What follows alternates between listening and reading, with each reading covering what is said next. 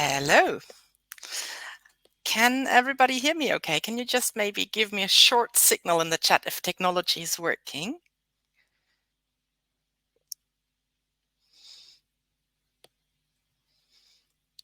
So I just keep on talking. I hope everything is fine, and super warm welcome everybody from the LEGO Group to this awesome event.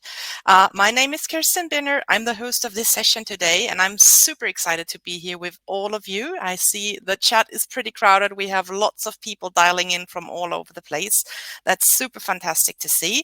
So welcome to the event. Say hey to the data office of the LEGO Group, and I'm gonna have some exciting people here with me to run this session for all of you.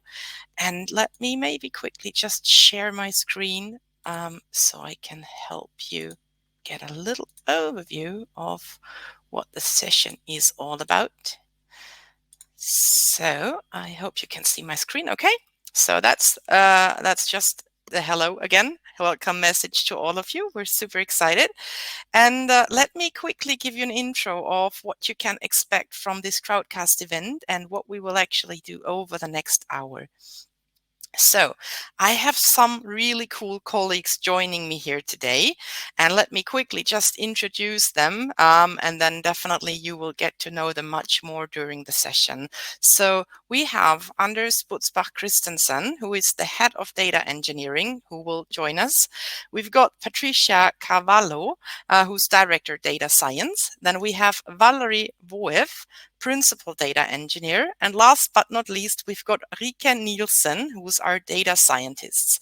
So you will get to know all of them, because what we have planned is to really give each of them the chance to introduce themselves personally to you, share their own story, and talk a little bit about their own background and how it is actually to work at the LEGO Group in the data office. So stay tuned on that. Once we have done the introductions, we will then go into a group discussion to share a little bit more on our daily life interaction. So the really exciting stuff will come. And then obviously there is some time reserved at the end of the session for Q&A. So whatever question you are sitting with, we kindly ask you to put it into the chat so that we can pick up on it, and we'll try to do our best to answer as many questions as we can during the session. However, there will also be some questions that we will answer later on, but we'll make sure to cover all of them to leave you with the good feeling getting everything you wanted to from this session. Awesome. So I'm just trying to stop sharing now. And yeah, I think I will just ask the first person to join me here on screen, and that should be Patricia.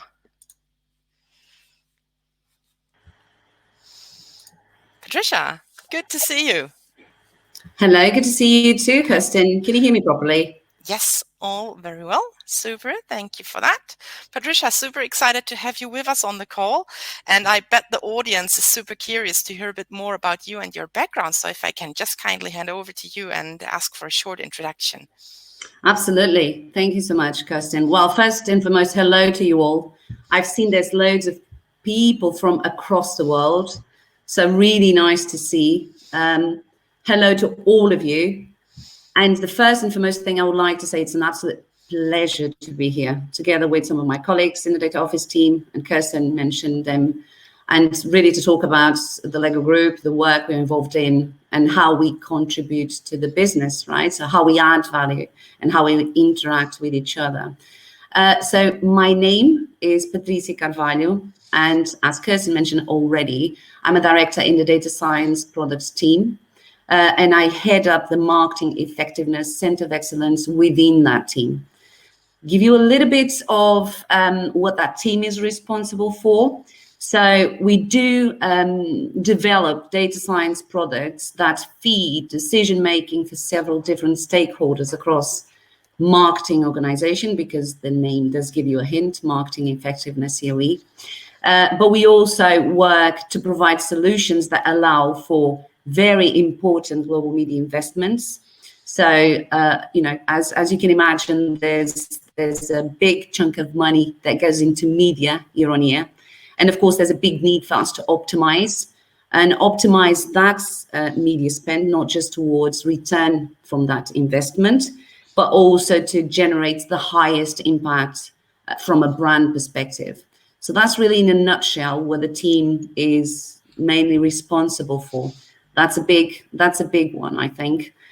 We also, within our umbrella, have other solutions that are in some way more or less matured in terms of productionization.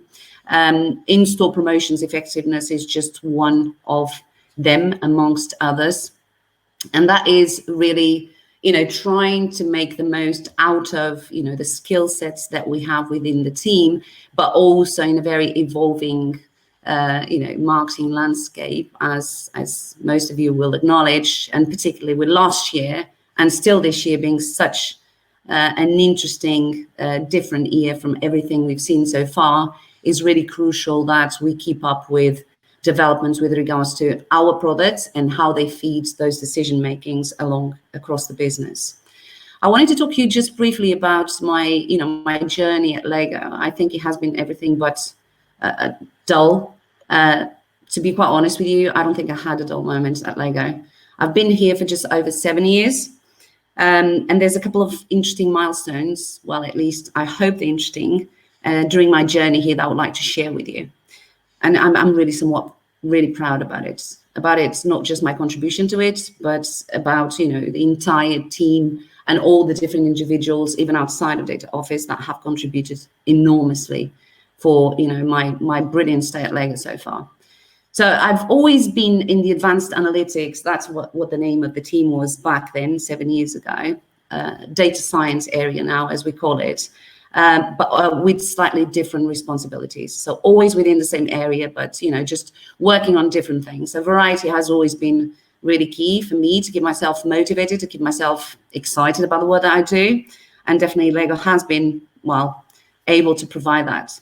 I started as a one-person team. So when I was hired to Lego, I started as myself, and then my very knowledgeable manager back then.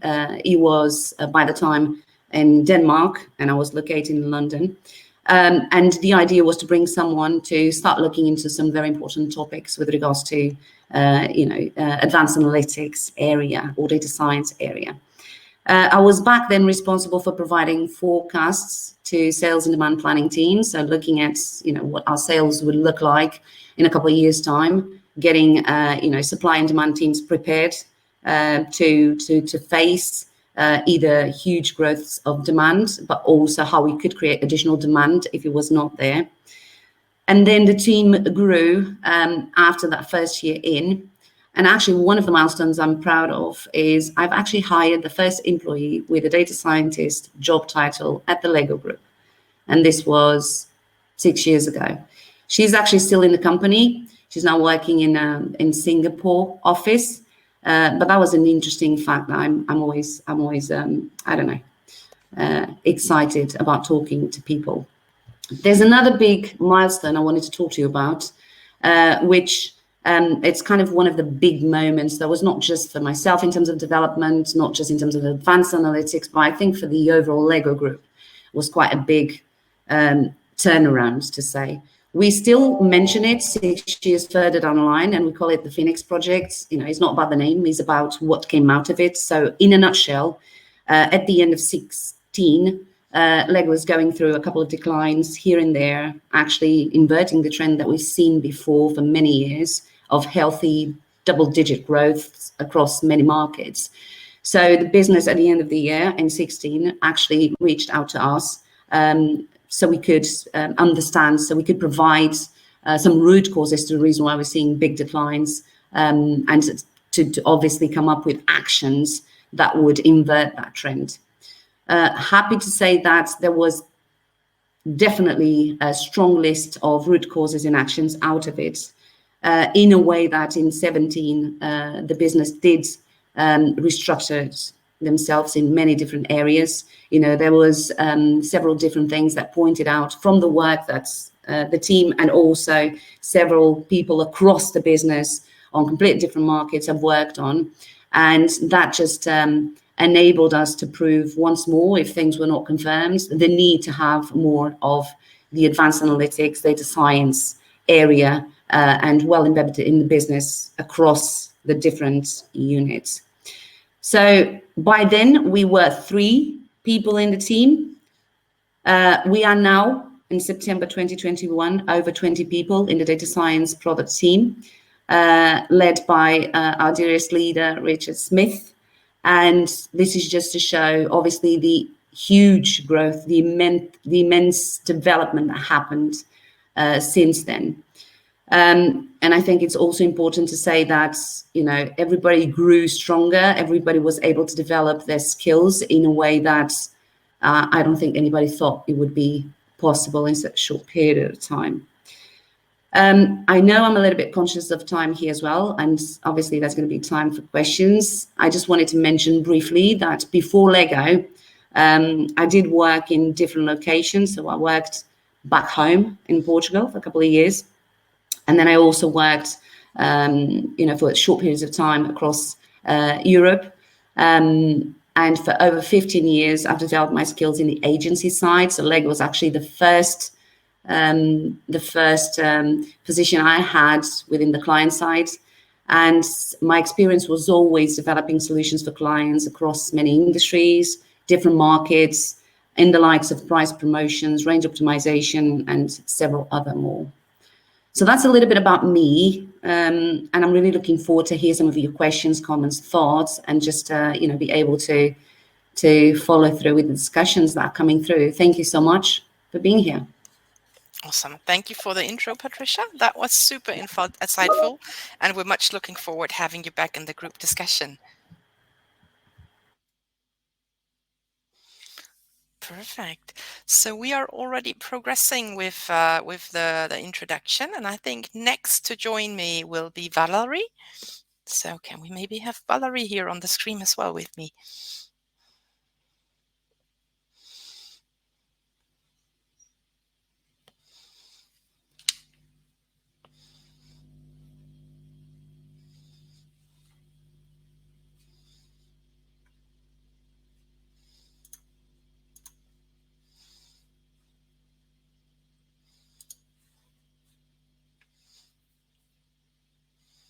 Valerie, where are you? Hope he will appear soon. Yeah, there we go. There you are. Yeah, Makes it even more exciting.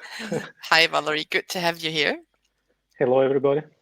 Awesome. Cool. So yeah, we are just in the round of introductions, really, and I bet the audience is super excited to hear a bit more about you and your background. So if you don't mind, maybe just sharing a little bit, like what your profile looks like. Yes. Yeah. My name is Valerie Woeff. I'm based here in Denmark, in Billund. I've started at the Lego Group around 5 years ago. In fact, as a data scientist in these days, working with one of our digital products called Lego Life, which is an app a bit like Instagram, where children can share their Lego creations and get inspired by each other. And this was at that time quite a big development at Lego, because while we have a lot of digital games, it was the first time that we launched an app of this sort, a bit like, say, Instagram for children. So there was a lot of need for figuring out how to improve the experience and how to make sure it's safe for children. After working with that, I actually did work for a period of time also with Patricia within marketing effectiveness, or Project Phoenix, as it was called back then. But then most of the time as a data scientist that I spent at the Lego Group was actually in the recommendation engine for our online shop on lego.com, where I spent quite a few years designing and writing some algorithms for that back in 2018, and that continued for some time.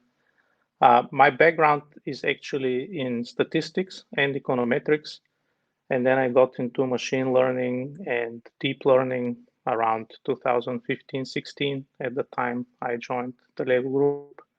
And obviously the opportunities within any business to apply these technologies is quite immense.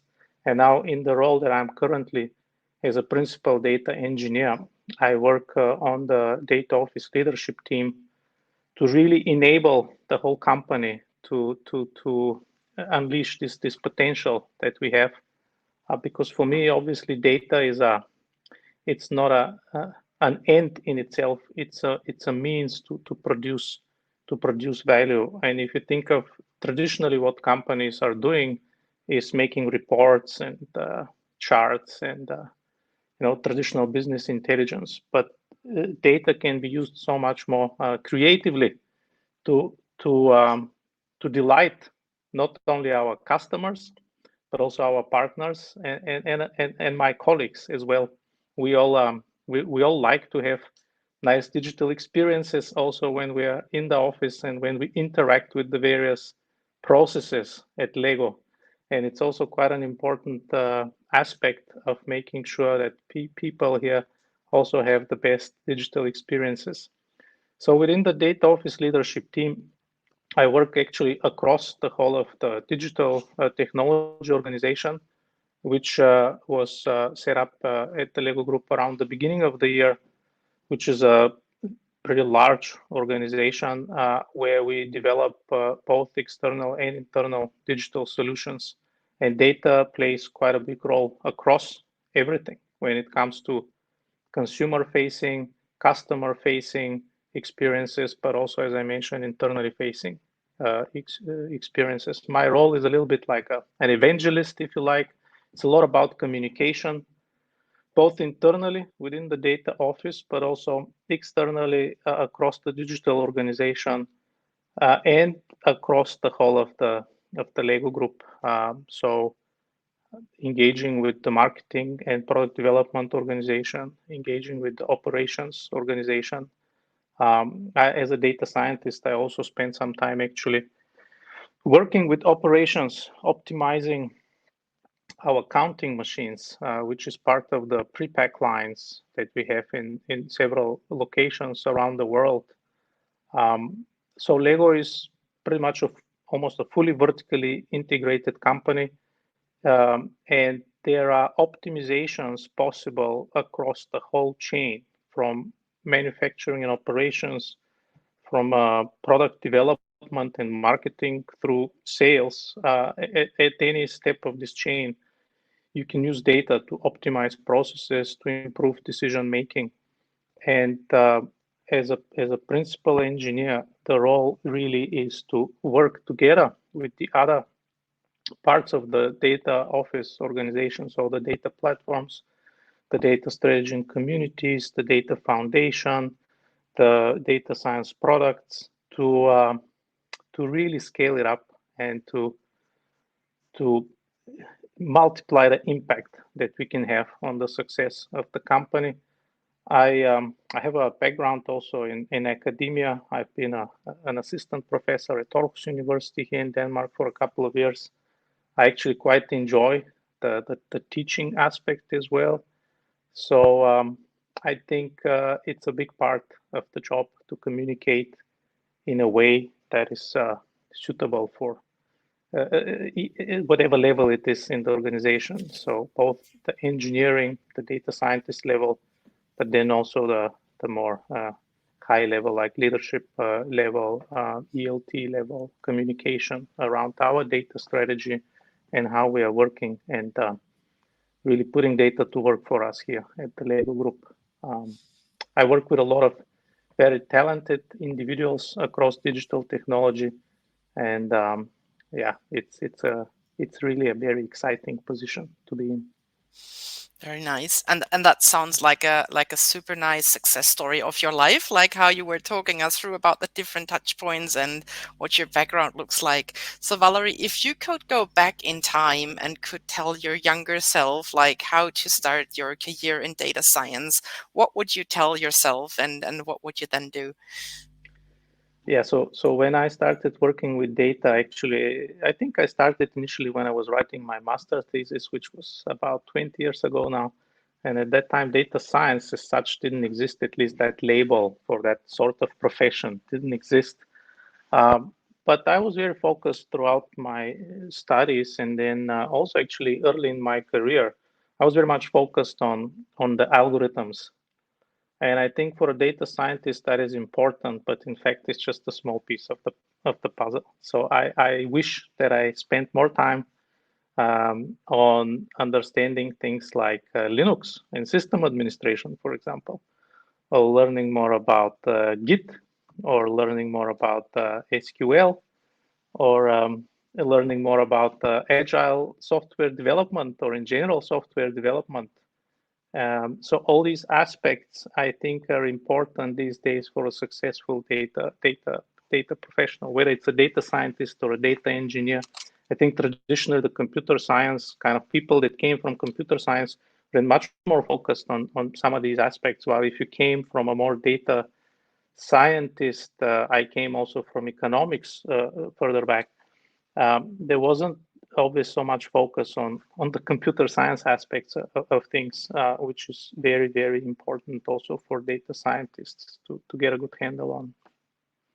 Cloud technologies as well, very, very important these days.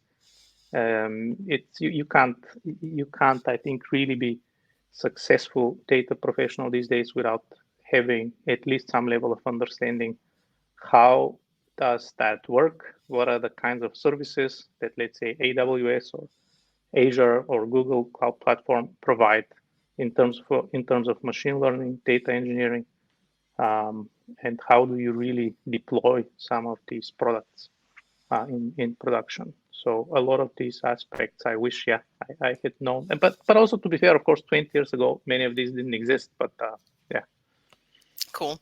Well, that's great. And it really just shows how important learning and exploring is. I think there's multiple ways really to get into it. And you've mentioned quite a few that make a ton of sense. So thank you for that. Awesome. I think we'll see you back in the group discussion then. And I then would thank you first, and then ask Anders to come on screen with me.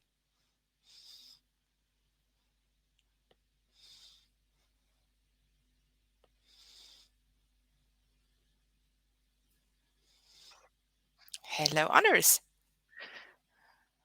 Great. Let me just turn up some sound here so technology is with me. Awesome. Ready when you are. Cool. Great to see so many people here and so many of you asking questions. That's awesome. Amazing. Yeah, it truly is. I'll try to answer some of them while I go through my own journey at the Lego Group. As you can see here on the screen, my name is Anders Christensen. I'm the head of data engineering. The data engineering team that I'm responsible for is in the data platform space in the data office. We are an enablement function. So what we do is that we basically enable other domain product teams within the Lego Group to work with data. So, for example, to enable Patricia's team, who spoke in the beginning, to do data science on top of the data. I've been with the Lego Group since 2019, and I joined back in 2019 as a product owner for the recommender system and worked together with Valerie. So that's also kind of nice to hear his story in the Lego Group and at the same time reflect on my own. And then I had the moderation team working on image tagging and making sure that our content is safe and that we don't allow the wrong content into our user platforms, for example, Lego Live. Then I slowly moved into people management and working with people, which is super exciting, and working with evolving people and making sure that they can release their full potential within the Lego Group. And I think actually my journey is actually showing how cool the Lego Group is in the way that you can actually try out multiple roles within the Lego Group. So you don't, just because you join as a product owner, for example, in my case, you have the opportunity to work your way into new roles and try out new stuff. And I think that's one of the really cool things about the Lego Group. And for the last year or so, I've been a people manager in the Lego Group. I have 20 people in my team, and we work mainly within my teams on self-service enabling the product teams, which basically means that I don't know if I fell off.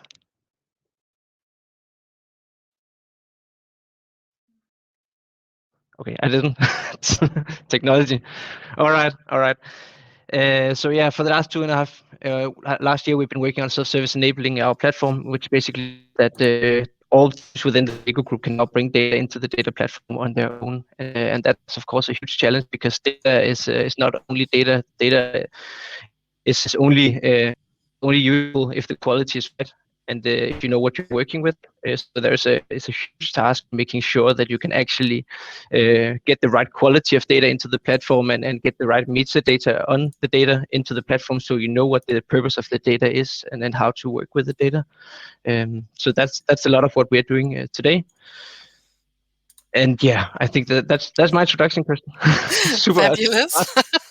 You've covered a lot of ground already. No, that's really good, and good to hear your passion about all of that. Is there anything that you are working up these days that you might be able to share with the audience to make them a little bit more excited about like your own role or what your team is working on? I think one of the most interesting journeys that we are on at the moment in our part of the data office is the self-service enablement function, because it is a huge milestone for us to move from having an ingestion team that is manually getting data into our platforms to actually enabling product teams to do it on their own. And that's also because it's not necessarily technical product teams that you work with.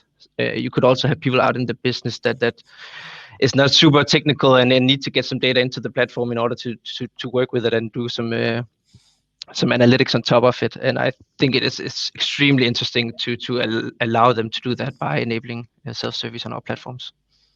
That sounds really good. Cool. Is there anything that you love the most about working at the Lego Group? Apart from the people.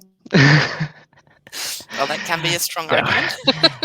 I think the Lego Group is a great place. It's great people, and I think there is a lot of freedom in what we do. And I think at least from my own time in the Lego Group, there's a lot of room for innovation. And I think that is, at least for me, super interesting, that you can play with different technologies, try out different things, run small POCs, and so on. And that really enables us to do this fail fast and learn quick. Right.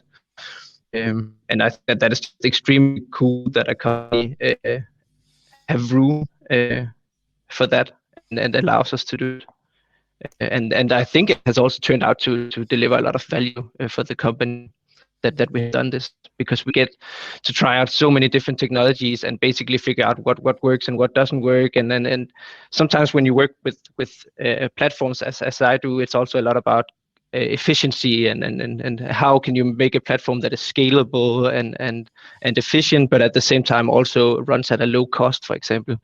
So you can try out different things to make sure that you kind of deliver to both, right? No, that sounds really cool. Awesome. I think we could keep talking on forever, but I know that Rika is waiting in the background to also do her introduction, and then I'm super excited to have you back. So thank you for your introduction and see you back shortly. So now calling our last person here, Rika, can you come on screen, please?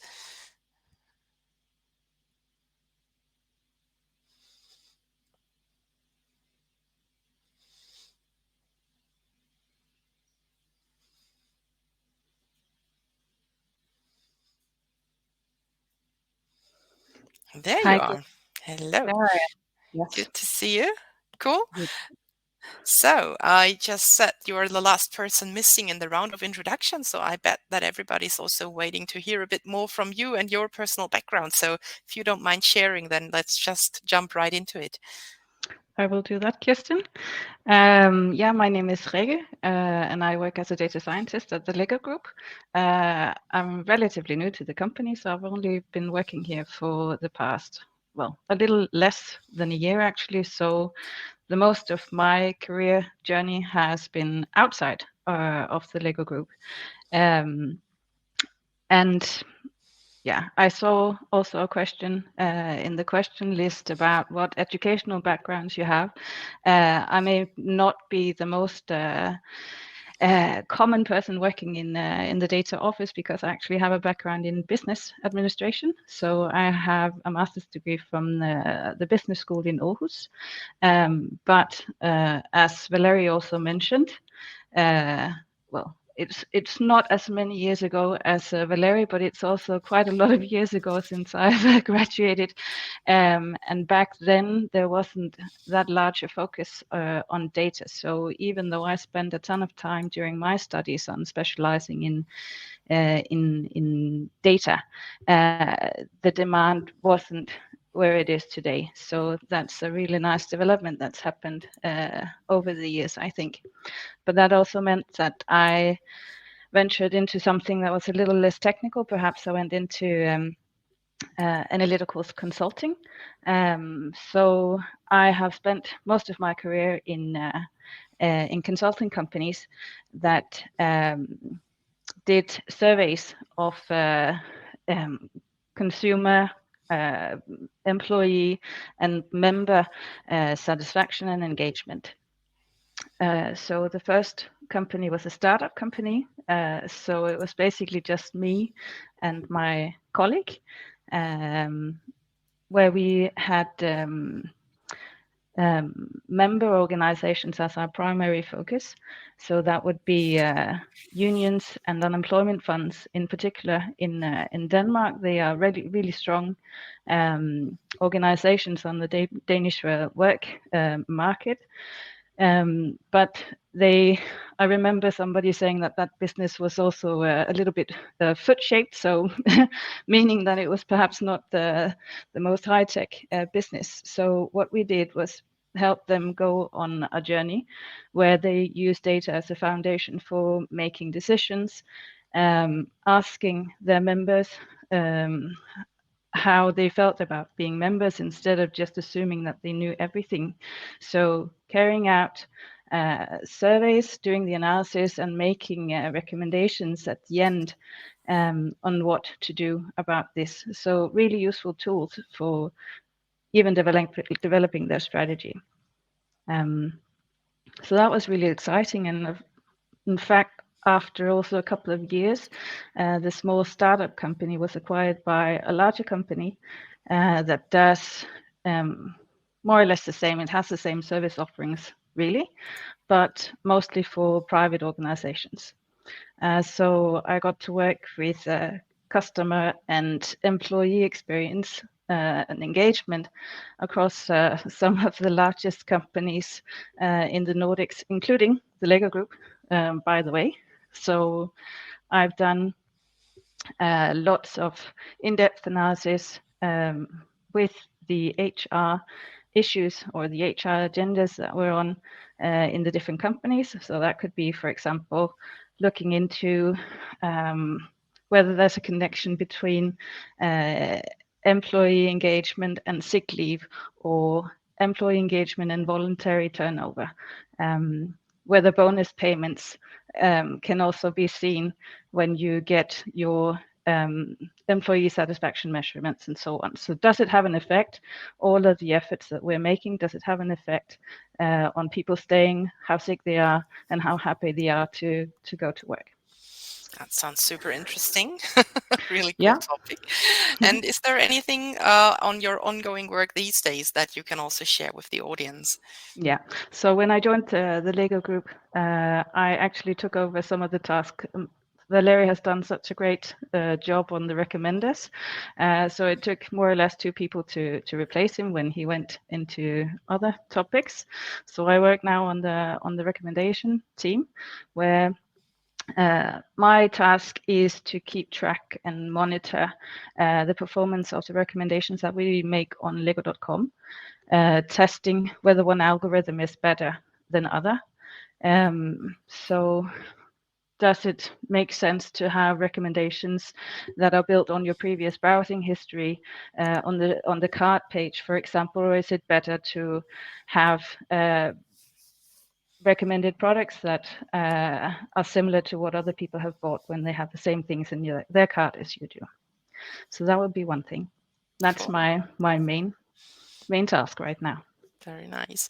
And last question for you then, is there any advice that you can give the audience here if anybody is interested in landing a job at the Lego Group? Because you said for you it's not that long ago. Is there anything that you believe they could do in order to be successful? Yeah, I think they should just go for it. It's worth it. I think I made kind of a career turn going here and that was an active move to go into something that's a bit more technical, but it's a really nice organization to come into. So people are, as Anna's also said, really nice and really helpful. And that is really the impression that I've got from all around the place. And I think also if some of you have a background that's a little off, I think you should still just give it a go. There is lots of room for learning also at the Lego Group. So. Nice. Sounds really good.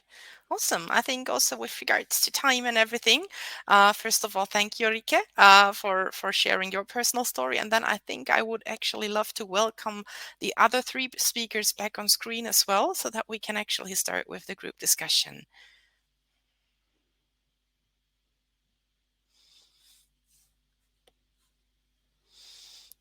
Welcome back, Patricia.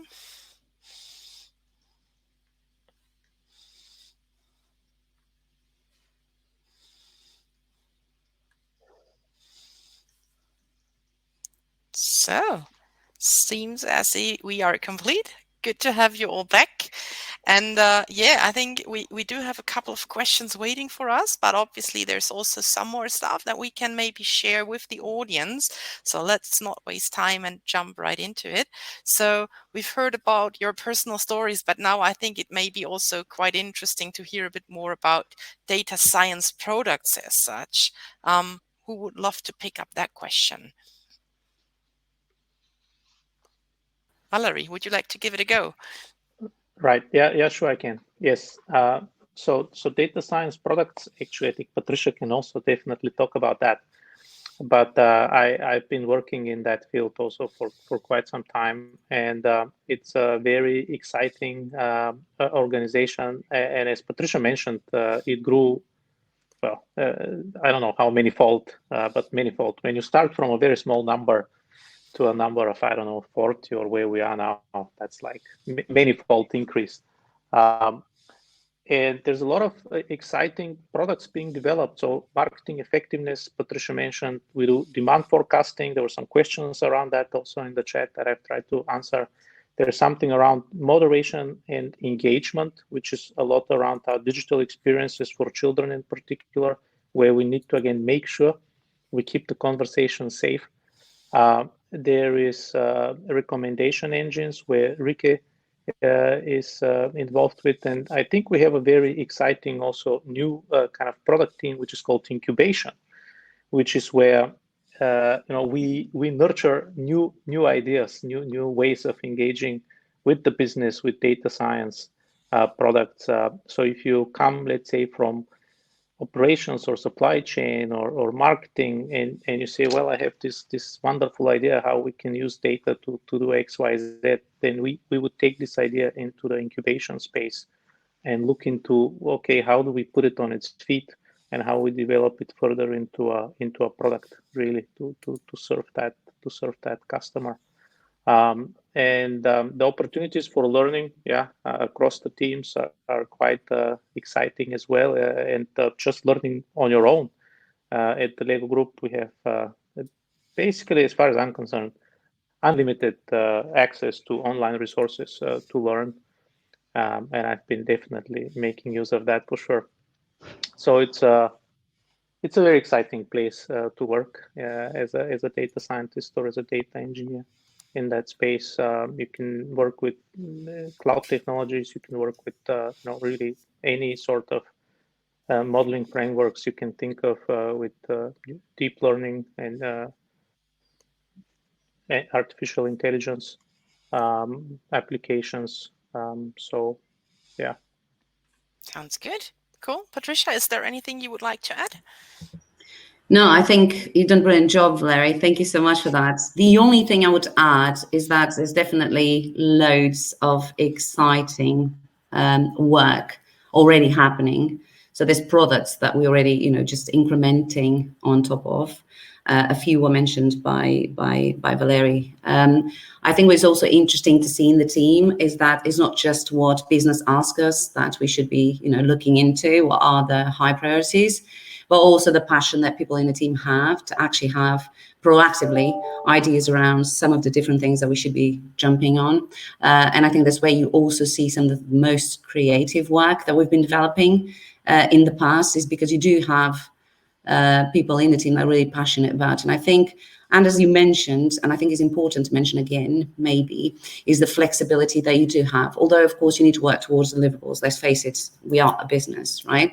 But the reality is you do still have the flexibility, the space for people to work on things and develop own, well, sometimes we call it pet projects, sometimes we call it just innovation, I guess.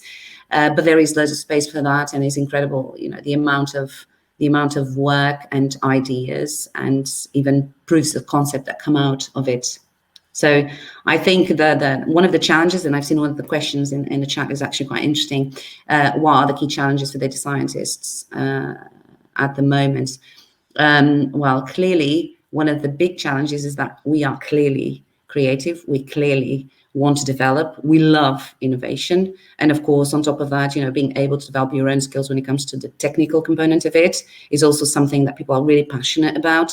And on top of that, I believe we all work with and in a brand that we're also truly passionate about. So whenever we're talking about, looking into some of the projects we are involved in for our Lego retail side of the business, right, with working with our Lego.com website as well as our physical stores, so Lego branded retailer stores, I think it's just incredible to see how much we actually develop in such a short period of time. We are, in fact, looking into our VIP program at the moment, to be able to quantify and understand a little bit further what to do better there. And that was out of, people wanting to jump on something additional to what we had in the plans for work, which was already very ambitious. So, sorry, I just wanted to mention that because I think it's really important to also mention the passion of people in the team to develop the team and the work.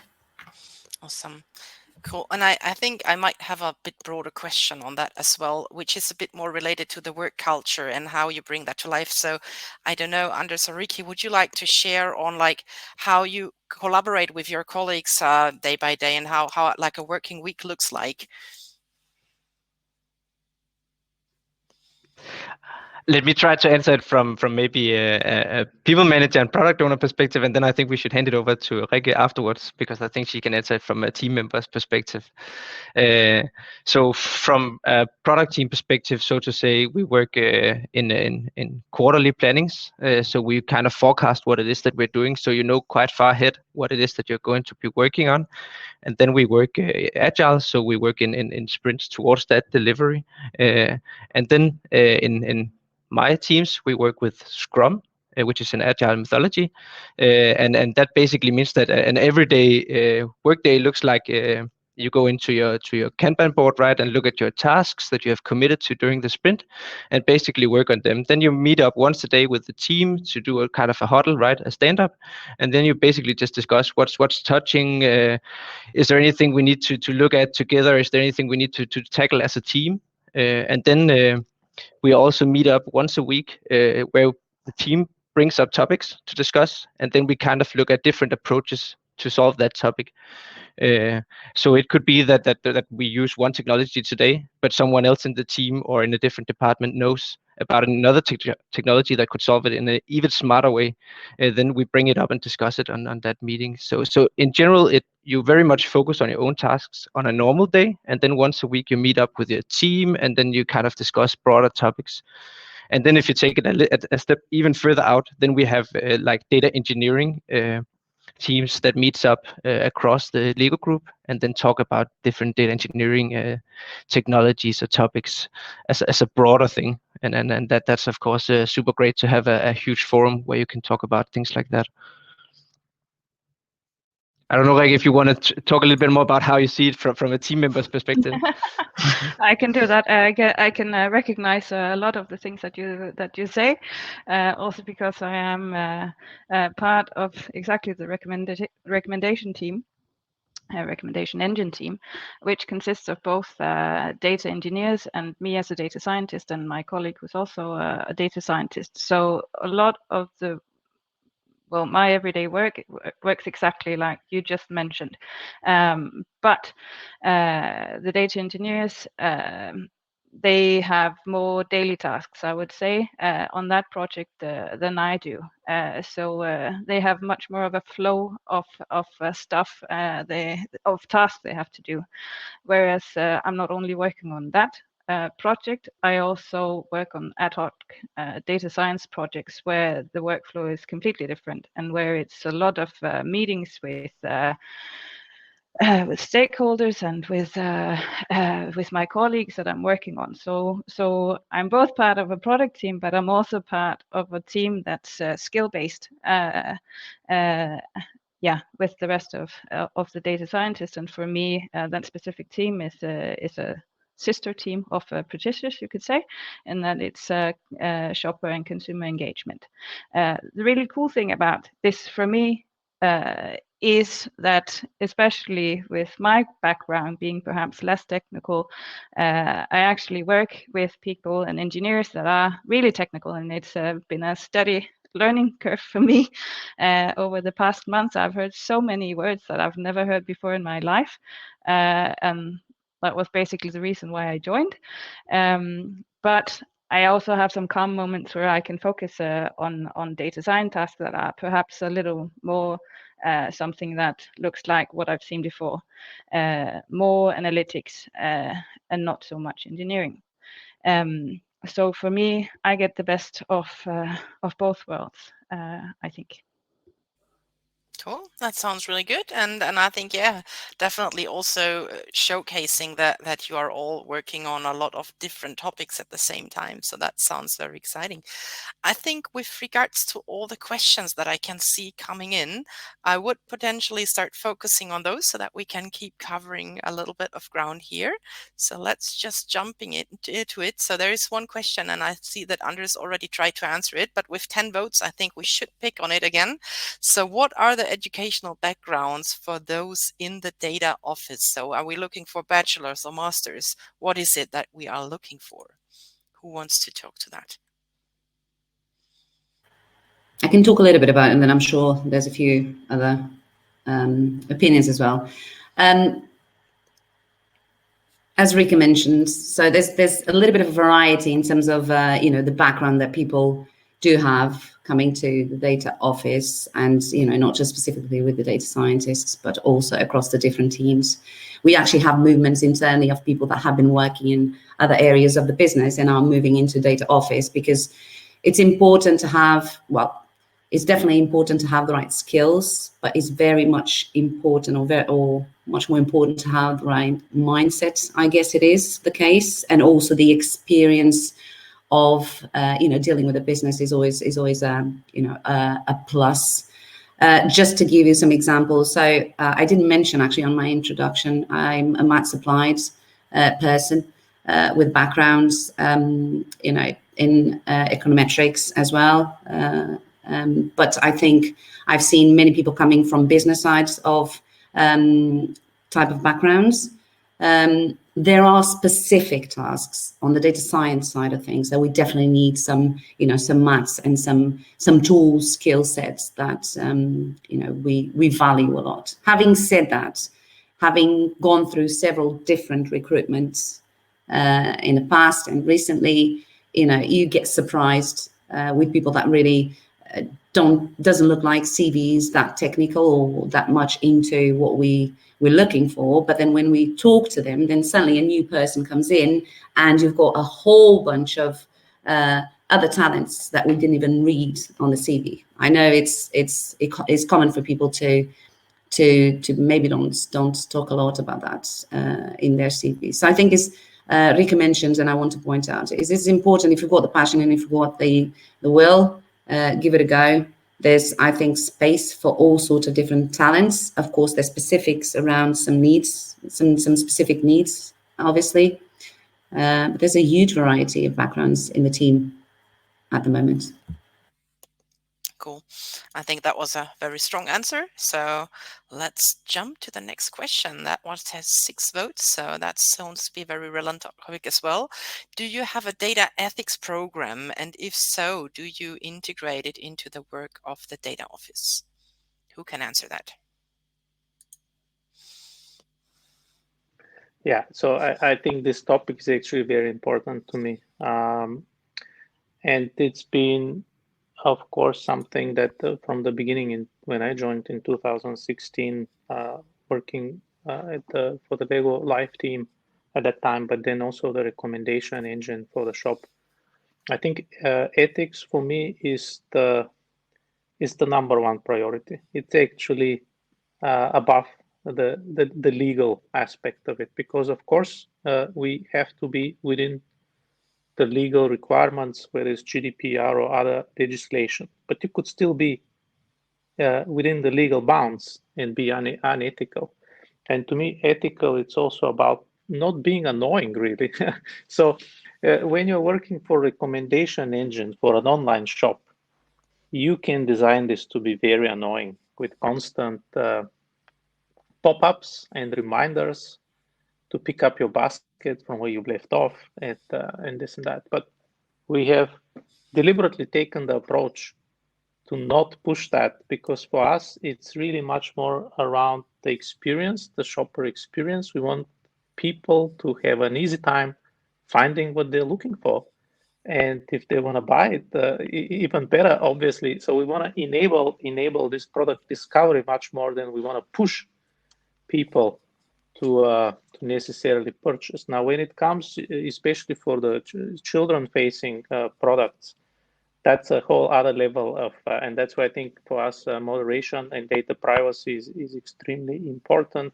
And in fact, I talk quite often to students. In fact, I just recently talked to master students at CBS, and ethics is something I always include on the agenda, because I want to convey this also to the people coming, after me now as data scientists and data engineers, that this is not nice to have. This is a must-have, and I think it's very much ingrained in the Lego culture as well. Thank you. That was really good. There's another question coming from Nicholas Taylor here, and he would be super curious to hear about how Lego captures its sustainability data. So anything around water, biodiversity, and if we have any unique insights or opportunities that we found by leveraging these data sets. Who would like to go for that?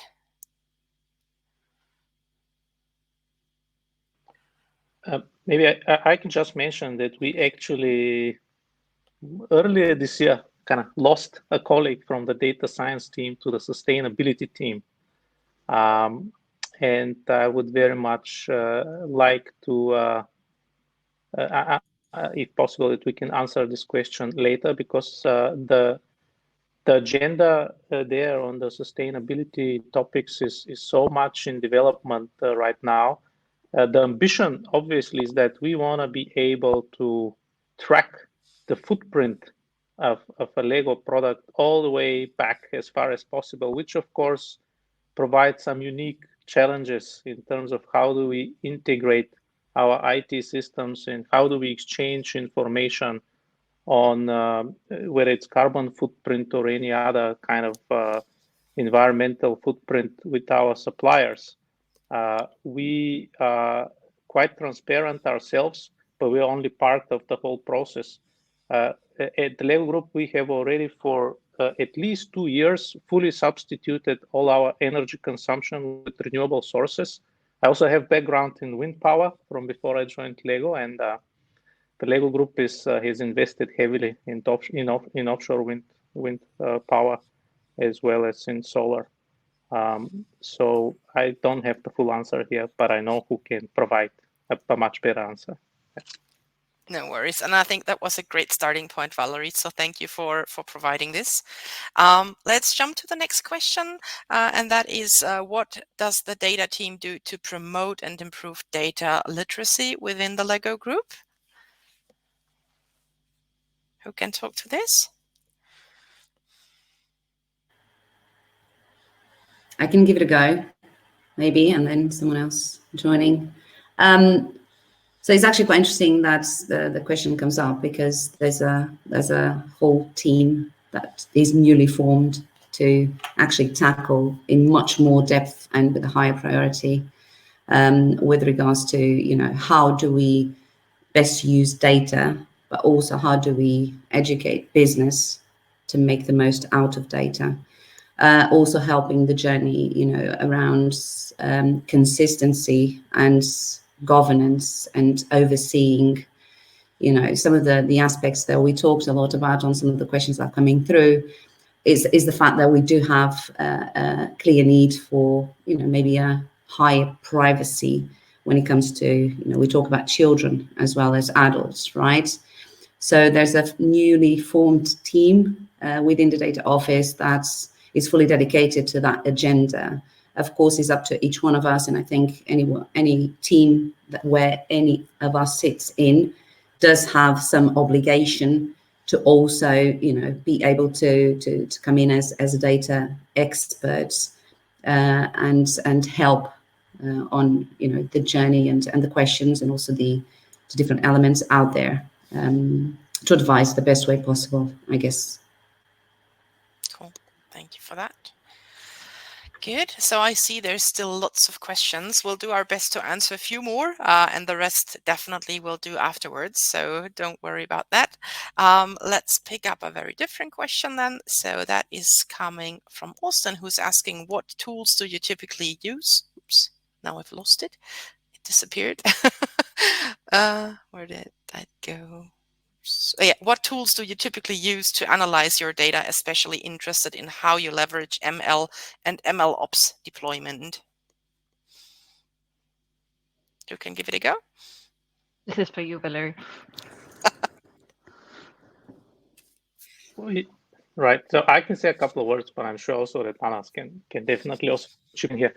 So we have quite a bit of autonomy within the so-called data science product teams, which means that you can use whatever you want. R, Python, Julia, Scala, I don't know. I'm personally becoming a bigger fan of Julia these days. I think it's definitely something up and coming.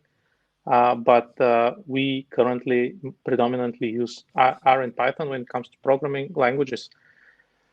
When it comes to overall technology stack, again, we have quite a bit of teams kind of have a lot of autonomy. We have teams working with a fully managed by themselves AWS stack. So Lambda functions, various types of databases, API endpoints.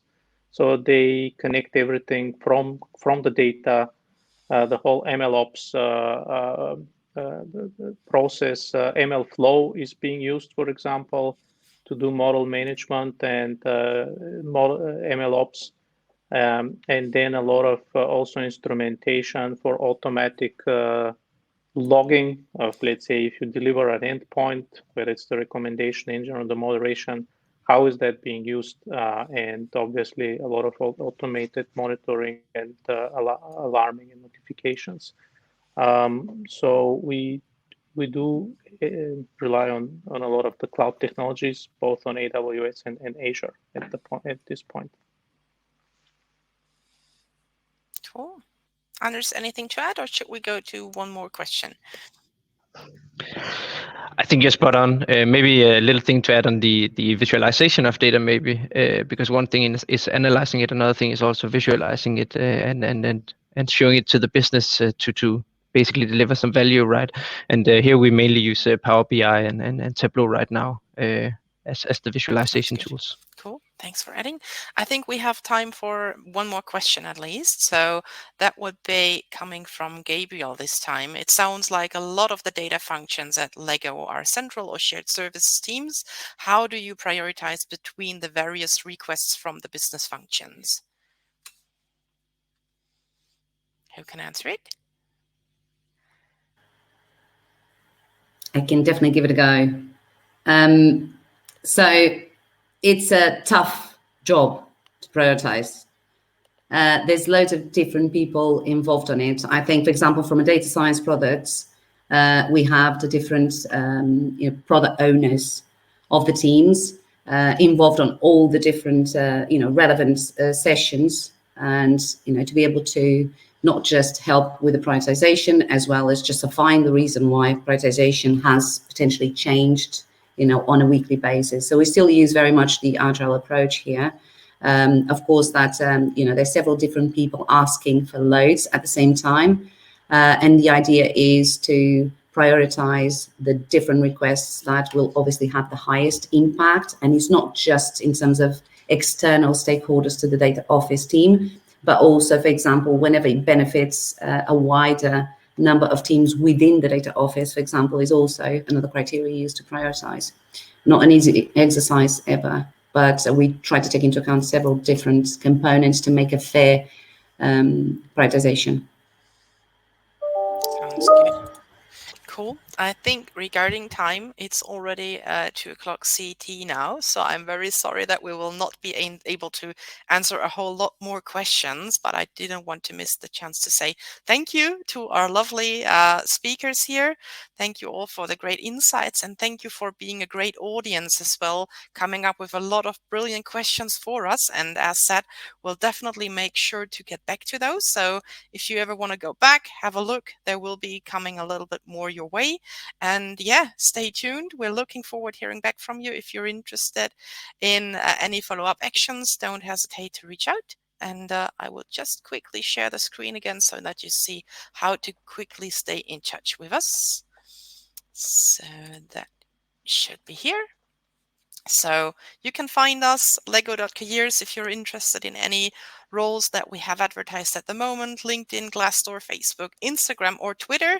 No matter what is your preferred way of communication, we'd love to hear from you. We'd love to stay in touch. So thank you all for being here.